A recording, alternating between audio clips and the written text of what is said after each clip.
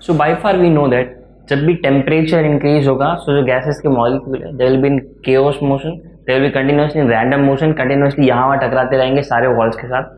और हम figure out करने ट्राई करेंगे कि अगर ये कंटिन्यूसली हिट कर रहे हैं किसी चीज़ को, फॉर एग्जाम्पल अगर ये मेरा कंटेनर है, अगर इसके अंदर मॉलिक्यूल्स गैस के कंटिन्यूसली हिट कर रहे हैं रैंडम डायरेक्शन में सारे बहुत सारे मॉलिक्यूल्स, तो हिट करने की वजह से ये फोर्स भी तो एग्जर्ट करेंगे, और अगर फोर्स एग्जर्ट करेंगे तो ये जो वॉल है इसको प्रेशर भी तो फील होगा।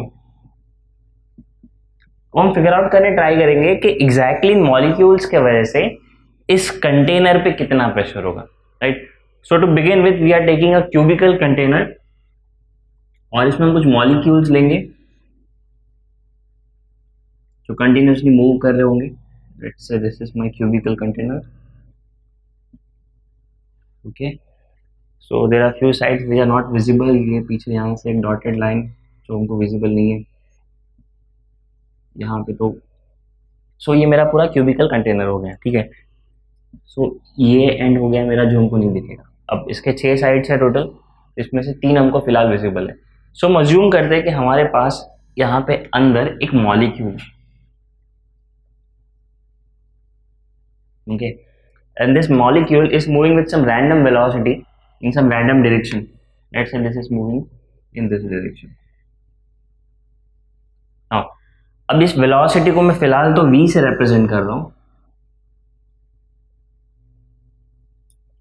बट अगर हम ध्यान से देखें तो ये वेलोसिटी ये स्पेसिफिक डायरेक्शन में है, यानी ये जाके कहीं पे क्या पता यहाँ कहीं पे हिट करे, फिर यहाँ से वापस यहाँ हिट करे, और ये कंटिन्यूसली वो कैरेमली कॉइन्स होते हैं ना, वैसे एक बार हिट किया तो टक टक टक सब जगह वो हिट करते रहेंगे।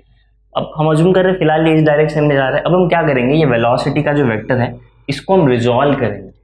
जैसे कि यहाँ पे हम देख सकते हैं कि अगर कोई वेक्टर ऐसा है तो इसको हम 2 कॉम्पोनेंट में ऐसे रिजॉल्व करते हैं, हॉरिजॉन्टल और वर्टिकली, राइट। इस केस में अगर इस वेलोसिटी वेक्टर को मैं रिजॉल्व करूँ जो कि कुछ ऐसा है, तो मैं उसको रिजॉल्व करूंगा ऐसे और ऐसे, ऐसा कुछ इसको रिजॉल्व कर सकते हैं। So let's say this is Vx and this is Vy, right. But since the board in which I am drawing this is 2D, सो इससे कुछ लिमिटेशंस है, बट एक्चुअल में रियल लाइफ में इमेजिन करो जैसे रूम है, यहाँ पे अगर कोई मॉलिक्यूल होता है जो कंटिन्यूसली मूव कर रहा है तो वो तो 3 डायमेंशन x y और इवन z आगे पीछे भी तो हो सकता, राइट। यहाँ पे हम वो दिखा नहीं सकते, मतलब आपको देख नहीं पाओगे उसको, तो हम क्या करते हैं यहाँ पे अलोंग z एक्सिस भी बना देते हैं, इसको हम रिप्रेजेंट करते हैं Vx है। सो ऐसे हम एक मॉलिक्यूल लेंगे, रैंडम सा मॉलिक्यूल जो इस क्यूब के अंदर कंटिन्यूसली सभी जगह पे हिट करेगा। ऐसे बहुत सारे मॉलिक्यूल्स लेंगे, टोटल सभी मॉलिक्यूल्स की वजह से टोटल इस पूरे क्यूब पे जो प्रेशर आएगा वो हमको फिगर आउट करना है।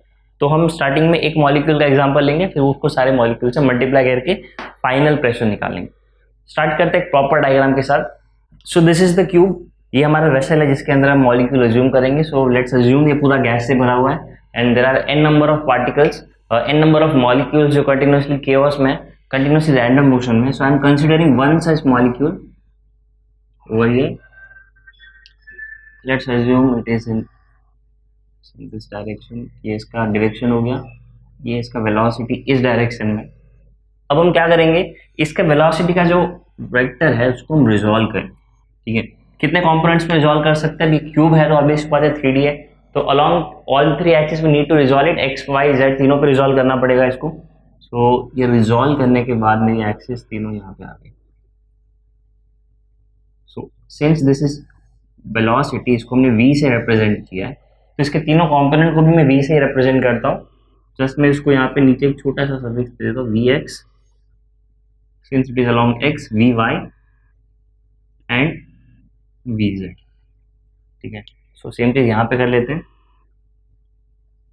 सो अलोंग x एक्सिस का जो भी वेलोसिटी होगा उसको Vx लेते हैं, Vy एंड Vz, ठीक है।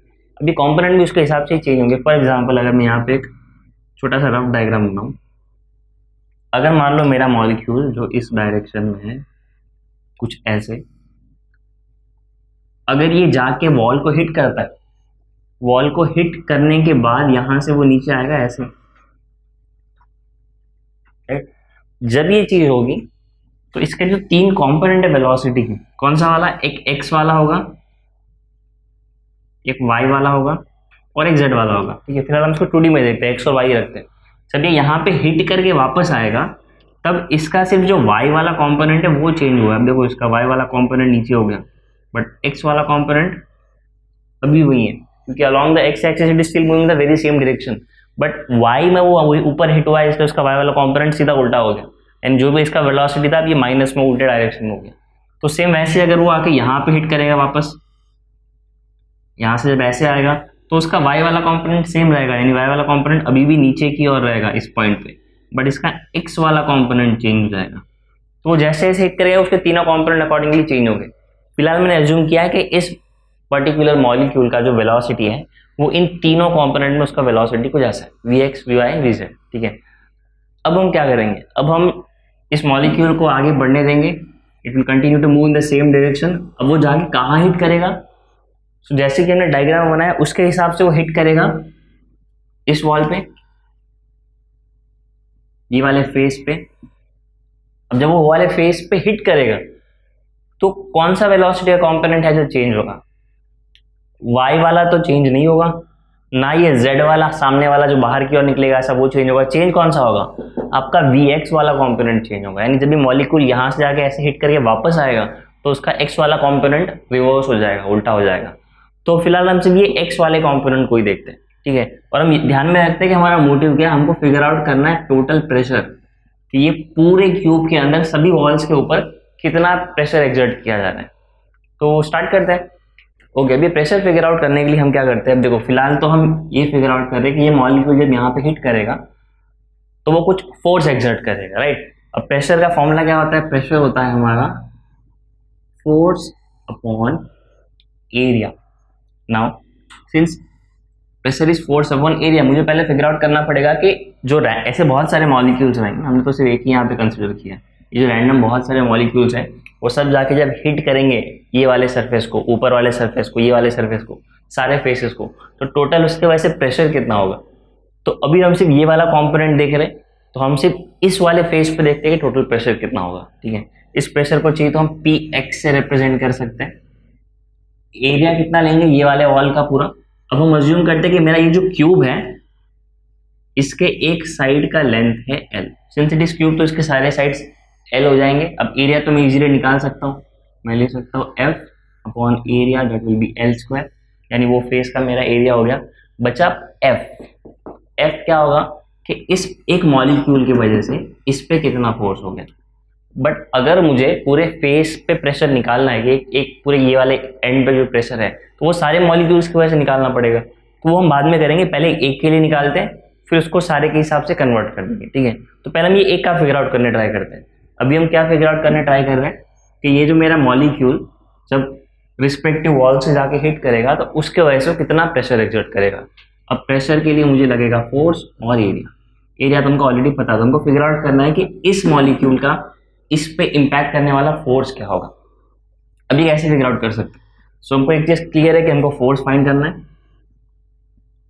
ये पर्टिकुलर मॉलिक्यूल की वजह से। ठीक है, लेट्स अज्यूम कि इसका जो मास है इसको मैंने लिया m। ठीक है, और सारे मॉलिक्यूल्स का मास m कंसिडर कर सकते हैं। यहाँ पे इसका मैंने मास कंसिडर किया m। जब ये इस पे हिट करेगा तो इस मॉलिक्यूल का कुछ ना कुछ मोमेंटम होगा जो मोमेंटम के साथ जाके वॉल पे हिट करेगा। तो मोमेंटम कितना ले सकते हैं, मोमेंटम हम ले सकते हैं m vx चाहते वक्त। अब एक बार वो जाके वॉल को उसने एक बार हिट कर दिया, लेट से उसने जाके वॉल को हिट किया और यहाँ से वो रिटर्न आ गया, तो जाते वक्त अगर इसका वेलोसिटी हमने लिया vx, आते वक्त क्या लेंगे सेम vx, वेलोसिटी उतना ही रहेगा, हमने माना कि वो इलास्टिक कोलिजन होता है तो सेम वेलोसिटी के साथ वो वापस आएगा। But since velocity is a vector quantity हमको यहाँ पे डायरेक्शन भी तो कंसिडर करना पड़ेगा, यानी वापस आते वक्त उसका डायरेक्शन चेंज हो जाएगा। अगर हम जाते वक्त प्लस ले रहे तो आते वक्त हमको उसको माइनस vx लेना पड़ेगा। Getting me? So the thing is, अगर मैं यहाँ पे मोमेंटम निकालूं तो जाते वक्त मुझे लेना पड़ेगा mvx, रिटर्न आते वक्त मुझे लेना पड़ेगा माइनस mvx। m तो उसका वही रहेगा, vx से माइनस रहेगा। तो हम ये क्यों कर रहे हैं, क्योंकि हमको फोर्स चाहिए और हमने न्यूटन्स सेकेंड लॉ में पढ़ा हुआ है force is equal to mass into acceleration, ये जो मेरा फॉर्मूला था, बट इसको वर्ड्स में न्यूटन ने कैसे पुट किया था? Newton said that force is rate of change of momentum. What is rate of change of momentum? Force is rate of change of momentum with respect to time. Newton never use the word that force is equal to mass into acceleration, तो ये नहीं बोला, but normally हम ये formula ज्यादा use करते हैं, दोनों सेम है वैसे। So Newton said that force is directly proportional to rate of change of momentum with respect to time. इसके हेल्प से हम पहले फोर्स फिगर आउट करेंगे कि मॉलिक्यूल जब वॉल को हिट करेगा तो कितना फोर्स एक्सर्ट करेगा, फिर क्या करेंगे, फोर्स अपॉन एरिया करके प्रेशर निकालेंगे। सो फोर्स से स्टार्ट करते हैं। फोर्स फिगर आउट करने के लिए पहले मुझे लगेगा चेंज इन मोमेंटम, फिर मुझे लगेगा टाइम। अब पहले चेंज इन मोमेंटम देखते हैं। चेंज इन मोमेंटम क्या होता है? Change in momentum is final momentum minus initial momentum, right? Change in momentum होता है फाइनल माइनस इनिशियल। और फाइनल मोमेंटम क्या होगा? जब ये हिट करके वापस आ गया रहेगा हमारा मॉलिक्यूल, यानी ये मॉलिक्यूल यहाँ पे जा रहा है और यहाँ पे हिट करके मॉलिक्यूल वापस आ रहा है, तो फाइनल कौन सा होगा? बाद वाला। सो बाद वाला मोमेंटम कितना लेंगे? मास तो देखो दोनों केस में उसका सेम ही रहेगा m, बट इस केस में इसका वेलोसिटी लेंगे माइनस vx, और जाते वक्त मास इसका है m और वेलोसिटी है vx। तो ये मेरा फाइनल वाला हो गया, इसको लेता हूँ मैं p2, ये मेरा इनिशियल वाला हो गया, इसको लेता हूँ मैं p1। तो change in momentum is p2 minus p1। So change in momentum कितना होगा यहाँ पे?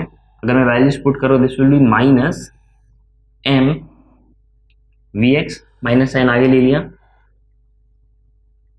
माइनस, ठीक है, और p1 का वैल्यू कितना है? तो ये मैंने p1 पुट किया, ये मैंने p2 पुट किया, बीच में माइनस का साइन। सारे ब्रैकेट्स ओपन कर दो तो आपको देखने मिलेगा this will be minus M we X. So ये हो जाएगा मेरा, दिस इज माइनस 2mvx।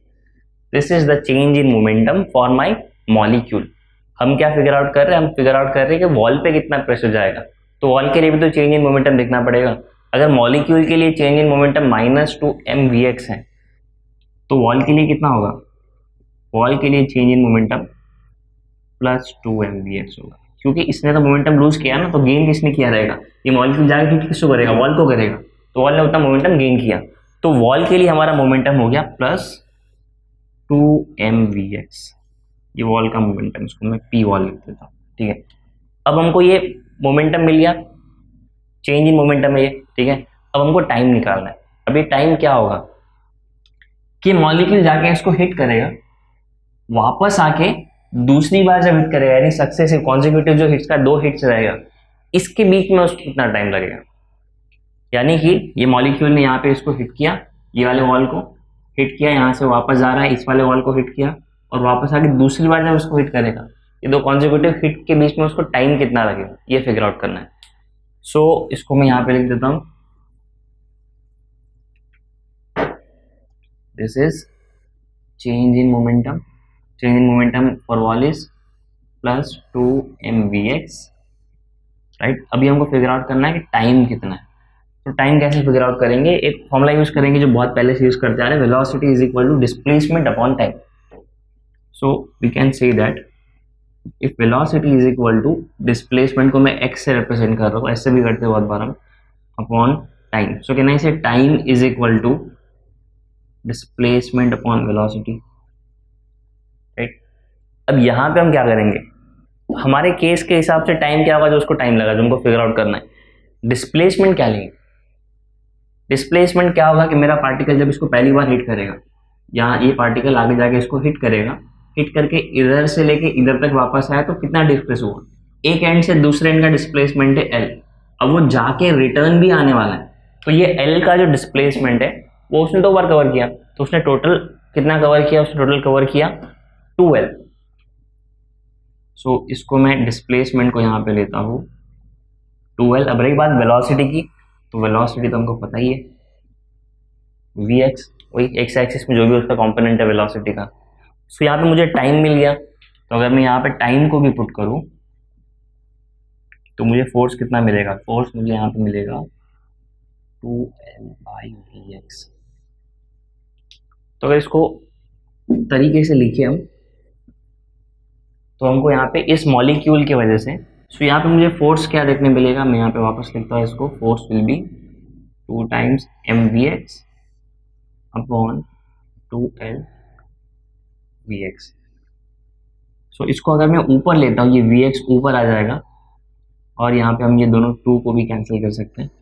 सो मुझे यहाँ पे मिलेगा m vx square upon l। ये मैंने क्या निकाला, ये मैंने फोर्स निकाला एक मॉलिक्यूल की वजह से जो इस वॉल पे लगेगा, ठीक है। अब ये मैंने सिर्फ एक मॉलिक्यूल के लिए निकाला। क्या सिर्फ एक ही मॉलिक्यूल है क्या इस क्यूब के अंदर, इस कंटेनर के अंदर? नहीं, बहुत सारे मॉलिक्यूल्स हैं। तो हम क्या करते हैं, सबको अलग अलग नाम देने के लिए क्या करते हैं, सबको रिप्रेजेंट करते हैं एक नाम से। जैसे मान लो पहला ये मेरा फर्स्ट मॉलिक्यूल हो गया, फर्स्ट 1, सेकंड को मैंने 2 दे दिया, थर्ड को 4 दिया, 5th दिया, ऐसे करते करते जो लास्ट मॉलिक्यूल होगा मेरा उसको मैं नाम देता हूँ n। ओके, सो इन सबका इंडिविजुअल फोर्स होगा, सबका अलग अलग फोर्स होगा। सो ये मेरे एक मॉलिक्यूल की वजह से जो फोर्स हो गया, वैसे बहुत सारे मॉलिक्यूल है। लेट्स से अगर मैं फर्स्ट वाले मॉलिक्यूल को 1 नाम देता हूँ, सेकंड वाले को 2 देता हूँ, लास्ट वाले को n देता हूँ, तो ऐसे हर एक मॉलिक्यूल की मुझे अलग अलग फोर्स मिलेगा। लेट्स से मैं इसको F1 लेता हूँ, सिंस मेरा फर्स्ट मॉलिक्यूल है, ऐसे एक सेकंड मॉलिक्यूल भी रहेगा जिसकी वजह से फोर्स का क्या होगा, मास तो उतना ही रहेगा, vx स्क्वायर अपॉन l। अब वेलोसिटी भी तो उसका अलग रहेगा, तो मुझे वेलोसिटी को भी यहाँ पे रिप्रेजेंट करना पड़ेगा। लेट्स से ये vx 1 है, दूसरे वाले का वेलोसिटी है तो उसी डायरेक्शन में, और वेलोसिटी कम ज़्यादा भी हो सकता है, तो इसको मैं vx 2 लेता हूँ। सेम वैसे ही मुझे एक f3 मिलेगा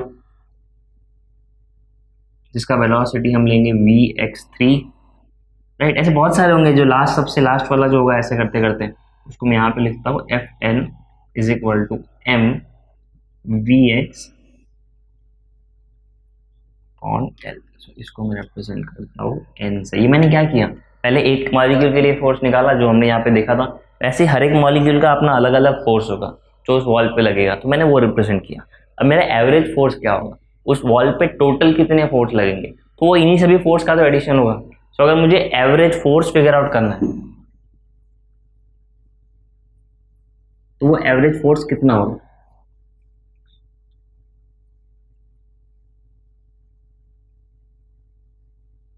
इसको मैं लिखता हूँ F average, this will be summation of F1 F2 F3 up to Fn। ये सब किसके लिए, सिर्फ एक मेरे एक एक्स एक्सिस वाले वॉल के लिए, मतलब जिसमें मेरा ये एक्स वाला कॉम्पोनेंट लगेगा इसके लिए, ठीक है।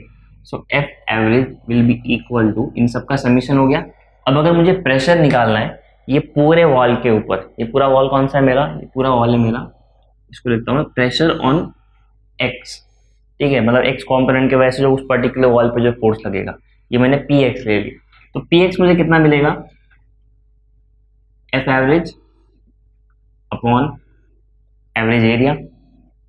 सो पी एवरेज कितना लेंगे यहाँ पे हम, एफ एवरेज कितना लेंगे, एफ एवरेज इन सबका समीशन रहेगा। तो अगर मैं सबका समीशन करूँ तो मुझे मिलेगा m we x 1 the whole square by l plus m we x 2 the whole square by l. ऐसे रिस्पेक्टिवली सारे मुझे मिलेंगे। सबसे लास्ट वाला जो होगा उसको लेते हैं हम m we x n the whole square by l. तो as we can see over here that mass and length is common in all of this. So अगर मैं ये सारे टर्म्स कॉमन ले लूँ तो मुझे यहाँ पे मिलेगा vx1 square vx2 square vx3 square up to the velocity of the last particle in x direction, something like this. सो इन सबका अलग अलग स्पीड रहेगा, हर एक मॉलिक्यूल का एक्स एक्सिस के अलोंग अलग अलग वेलोसिटी रहेगा, ठीक है।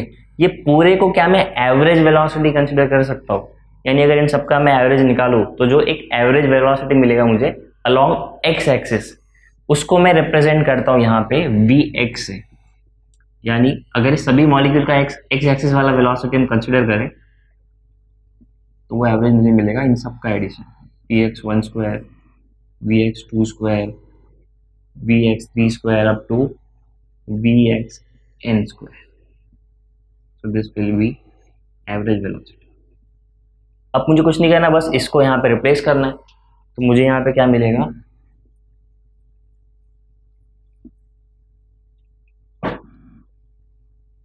अच्छा अभी हमने यहाँ पे सिर्फ इसको यहाँ पे पुट किया और ये L जो है इसको वैसे ही रखा और ये मेरा सिर्फ फोर्स है, ठीक है।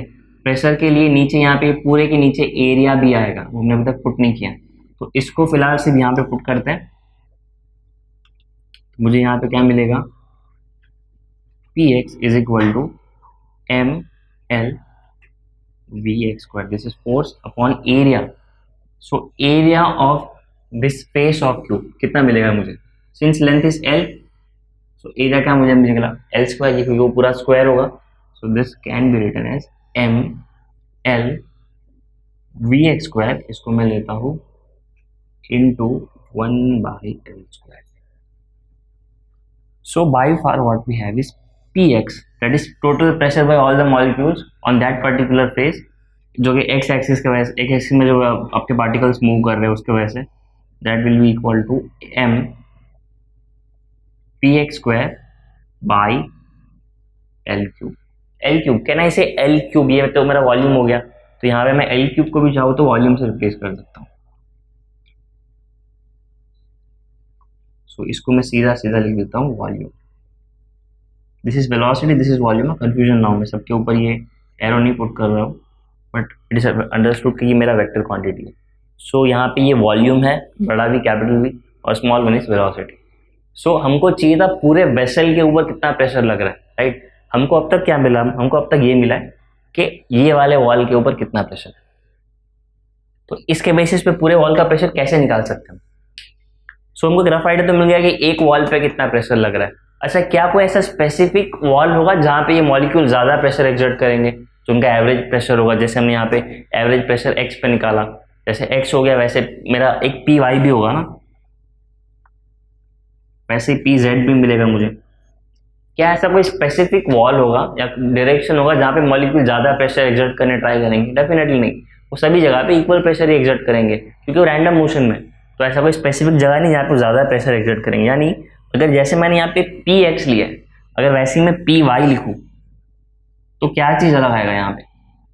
यहाँ पे सिर्फ इतना अलग आएगा कि मैंने यहाँ पे जो कॉम्पोनेंट सिलेक्ट किया था Vx अलॉन्ग x एक्सिस, मुझे उसकी जगह लेना पड़ेगा Vy। क्यों? क्योंकि अब मैं ये वाले वॉल का प्रेशर देख रहा हूँ, तो इसलिए मेरा ये फॉर्मूला सीधा सीधा चेंज होकर हो जाएगा Vy², which can be written as m Vy² by volume. And same मुझे Pz भी मिलेगा, Pz यहाँ लिख देता हूँ मैं, Pz will be equal to m Vz² upon direct volume लिख देता हूँ l³, दैट इज वॉल्यूम। सो ये मैंने क्या निकाला, Px ये वाले वॉल पे कितना प्रेशर है अलॉन्ग x एक्सिस, Py ये वाले वॉल पे कितना प्रेशर होगा इसके y कॉम्पोनेंट की वजह से, Pz ये वाले वॉल पे कितना प्रेशर होगा जो ये वाला z वाला कॉम्पोनेंट होगा उसकी वजह से। तो हमने सारे वॉल पे ये तो निकाल लिया कि प्रेशर सब पे इतना इतना इतना होगा। सो यहाँ पे मुझे Px Py Pz तो मिल गया। अब इसमें एक चीज़ और मुझे यहाँ पे ऐड करनी पड़ेगी कि यहाँ पे साथ में कैपिटल N भी आएगा। कैसे देखो मैं यहाँ पे करके बताता हूँ। एक स्टेप हमने स्किप किया तो यहाँ पे ऐड कर देता हूँ मैं। Px क्या मिलेगा मुझे, ठीक है, Px क्या था मेरा m, ये था मेरा Vx1 Vx2, ऐसे करते करते लास्ट Vxn, ये सबका स्क्वायर, ठीक है। इसको नीचे यहाँ पे था वॉल्यूम, इसको हमने रिप्लेस किया था इससे, बट यहाँ पे साथ में एक और टर्म ऐड करना पड़ेगा जो यहाँ पे मेरी जगह नहीं था इसलिए कर नहीं पाया था, Vbn। ये n क्या है वो भी देख लेते हैं। सो मेरा जो एवरेज वेलोसिटी होगा of all this molecules, average कैसे निकालते हैं किसी भी चीज़ का, सबका एडिशन करते हैं, डिवाइड बाय टोटल नंबर करते हैं। तो यहाँ पे मुझे क्या मिलेगा, Vx1² Vx2², ऐसे करते करते लास्ट मॉलिक्यूल तक Vxn², right, upon total number of molecules. तो टोटल नंबर ऑफ मॉलिक्यूल्स हम लेते हैं, लास्ट n है, यहाँ पे मैं इसको कैपिटल N लेता हूँ। तो यहाँ पे इसको जब हम रिप्लेस करेंगे ये टर्म को कि Vx1 Vx2 ये पूरे को जब रिप्लेस करेंगे तो इसको मैं कैसे रिप्लेस कर सकता हूँ, इसको मैं ऐसे रिप्लेस कर सकता हूँ कि ये जो मेरा पूरा टर्म है इसको मैं ऐसे लिख सकता हूँ Vx1² Vx2² up to Vxn² is equal to ये मेरा टोटल एवरेज, ये n इधर आ जाएगा तो ये n मल्टीप्लाई हो जाएगा। तो ये पूरे टर्म को मुझे रिप्लेस करना है तो मुझे इसको किससे रिप्लेस करना पड़ेगा, Vxn, वैसे ही Vzn और ये Vyn। रिस्पेक्टिव स्क्वायर के साथ, ठीक है। सो ये स्टेप भी कंसिडर करने के बाद मुझे मेरे तीनों टर्म्स क्या मिलेंगे, यहाँ पे इसको मैं किस चीज़ से रिप्लेस करूँगा, इसको मैं रिप्लेस करूँगा बी एक्स स्क्वायर और टोटल नंबर ऑफ मॉलिक्यूल्स। तो ये यहाँ पे मुझे मिलेगा v x square into total number of molecule, ये मुझे पी एक्स मिला। सेम वैसे मेरा पी वाई क्या होगा, m into n upon v and p z will be m v z n upon volume. ये मुझे तीनों मिल गया। हमको क्या चाहिए था, हमको चाहिए था कि पूरे वॉल पे कितना प्रेशर लगेगा एक इंडिविजुअल वॉल पे, और पूरे कंटेनर पे कितना प्रेशर लगेगा। तो एक इंडिविजुअल वॉल का तो हमने यहाँ पे निकाल लिया, पर इसको थोड़ा सा और एडजस्ट करेंगे हम। हमको एक चीज़ पता है कि किसी भी वॉल पे प्रेशर क्यों ना लगे, since there is no preferred direction for this molecule के इस पे जाके ज़्यादा प्रेशर लगाएंगे, अज्यूमिंग कि ये तीनों वॉल पे इक्वल प्रेशर एक्सर्ट करेंगे कि पी एक्स पे जितना होगा उतना ही पी वाई पे होगा, उतना ही पी जेड पे होगा, राइट। सो ये तीनों का हम कंसिडर करें, तीनों में से किसी एक को भी कंसिडर करें तो इंडिविजुअली कितना हो सकता है। तो हमको फिलहाल तो इतना मिला, बट इसको एक अलग फॉर्म में कैसे लिख सकते हैं वो देखते हैं। So now we have that total pressure for all the wall will be same. अब इसमें एक चीज़ और ऐड करते हैं। अब हमको पता है कि ये इंडिविजुअल वॉल के लिए होगा। जनरलाइज अगर किसी वॉल के लिए मुझे निकालना तो कैसे निकालूंगा। अब अगर मैं वी एक्स वी वाई या वी जेड मेंशन करता हूँ तो वो स्पेसिफिक वॉल के लिए हो गया। अगर किसी की वॉल के लिए निकालना है तो कैसे निकालेंगे, तो उसके लिए पहले मुझे पता होना चाहिए कि मेरा जो टोटल कॉम्पोनेंट होगा जो कि तीनों से बना है, मतलब ये मेरा क्या हुआ, ये तो कॉम्पोनेंट जो हमने रिजॉल्व किए थे वो वाले थे। टोटल वेलोसिटी तो यही हो गया मेरा, ये v जिसमें से तीनों कंपोनेंट मैंने रिजॉल्व किए थे, राइट। सो अब मुझे पता है कि तीनों की डायरेक्शन में जो एवरेज वेलोसिटी वो हमने सेम ही लेनी है। क्यों? क्योंकि एवरेज वेलोसिटी कोई स्पेसिफिक एक डायरेक्शन में ज़्यादा होगी ऐसा नहीं होगा, यानी कि ये तीनों की तीनों मुझे इक्वल देखने मिलेगी। सो अगर ऑल थ्री आर सेम तो क्या मैं इसमें से किसी भी एक को ऐसे लिख सकता हूँ, अगर मान लो तीनों ये सेम है, सो can I say the total velocity will be equal to 3 times let's say v x square. अगर तीनों इक्वल है तो ये तीनों को वी एक्स लिख सकता हूँ। 3 टाइम्स वी एक्स हो जाएगा ये, right. V x plus v x plus v x हो जाएगा 3 time v x square. Can I also say from this that यहाँ पे अगर मैं इसको नीचे ले लूँ ये हो जाएगा v x square is equal to v square by 3 and we also know कि तीनों के तीनों इक्वल है। सो इसको मैं चाहूँ तो यहाँ पे रिप्लेस कर सकता हूँ। सो कंसिडरिंग दिस मैं यहाँ पे लिख सकता हूँ इनको, यहाँ पे मेरा वी एक्स था, वी एक्स की जगह पे अब यहाँ पे क्या आएगा, वी एक्स यहाँ पे आएगा p is equal to n m v, v is my volume, यहाँ पे वी आ जाएगा मेरा वेलोसिटी अपॉन 3। सो ये एक्स वाई जेड तीनों के लिए एप्लीकेबल है। सो इसको इस फॉर्म में लिखते हैं हम, इसको एक और फॉर्म में चेंज कर सकते हैं। सो वो फॉर्म हमारा क्या होगा, पहले इसको इरेज कर देते हैं, पहले इसको सिंप्लीफाई कर देता हूँ। Pressure is equal to 1/3 N by V M V square. So इसको इस फॉर्म में भी लिख सकते हैं, कोई प्रॉब्लम नहीं, बट हम चाहे अगर तो इसको और थोड़ा चेंज कर सकते हैं। वो चेंज क्या होगा, 1/3 एन एम बाई वी, ये वॉल्यूम है, ये वेलोसिटी है। एन एम क्या है, m is mass of one single molecule, n is total number of molecules in this container. अब आप मुझे बताओ, अगर मैं एक मॉलिक्यूल के मास को सारे मॉलिक्यूल के मास से मल्टीप्लाई करता हूँ तो मुझे क्या मिलेगा, सभी मॉलिक्यूल का मास, राइट। सभी मॉलिक्यूल का मास मतलब क्या हो गया, तो मेरे टोटल गैस का पूरा मास हो गया कि कंटेनर के अंदर जो टोटल गैस है उसका मास कितना हो गया। तो अगर मैं मास ऑफ द गैस यहाँ पर सीधा सीधा रिप्लेस कर दूँ तो मुझे मिलेगा P is equal to 1/3 m, that is total mass of gas upon V total volume into v square. So the other form जिसकी बात कर रहा था मैं, वो फॉर्म हमारा क्या होगा, P is equal to 1/3. Can I say mass upon volume is density into V square? So this is the other form for this. वही मैंने सिर्फ क्या किया, उसको डेंसिटी के फॉर्म में लिख दिया.